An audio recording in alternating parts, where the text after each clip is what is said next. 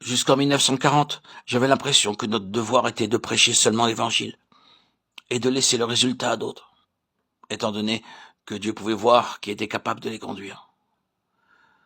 Mais ce n'est pas l'ordre de Dieu. Il y a beaucoup de gaspillage si nous ignorons l'ordre de Dieu. Regardons dans Ephésiens 4, 8 à 12, car ces versets nous expliquent clairement que le fardeau de Dieu est la pleine expression de l'Église. Les 5 dons sont donnés par notre Seigneur pour l'Église, et pas seulement pour un certain groupe. Et c'est notre privilège de demander ces dons. Comme nous demandons à Dieu de produire un réveil, nous devons lui demander aussi les bénédictions que sont les apôtres, les prophètes, les évangélistes, les pasteurs et les docteurs, qui, lorsqu'ils travaillent ensemble, établissent les croyants sur un puissant fondement.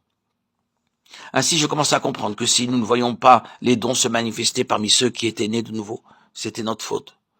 Nous n'avions pas demandé ces dons à Dieu.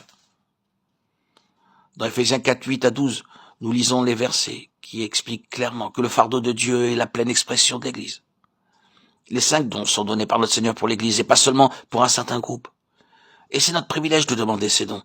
Comme nous demandons à Dieu de produire un réveil, nous devons lui demander aussi les bénédictions que sont les apôtres, les prophètes, les évangélistes, les pasteurs et les docteurs qui, lorsqu'ils travaillent ensemble, établissent les croyants sur un puissant fondement.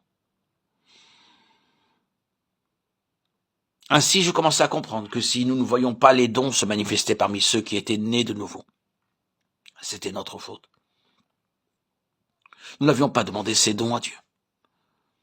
Les apôtres reçoivent l'autorité pour établir les églises et nommer ceux qui sont appelés par Dieu pour le travail du ministère.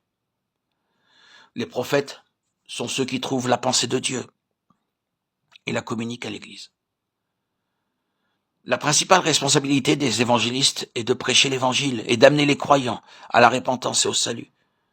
Les docteurs vont vers les gens de toute classe et les instruisent dans la parole avec patience, sympathie et douceur. Les pasteurs sont comme des pères et des mères, des nourrices et des bergers. Ils ont la charge et la surveillance du troupeau de Dieu. Tous ces dons ne prennent effet que lorsqu'ils sont exprimés ensemble et non pas tout seuls. Au début, j'allais partout en tant qu'évangéliste indépendant. Nous étions 12 dans notre groupe et à cette époque, nous demeurions à Kounour.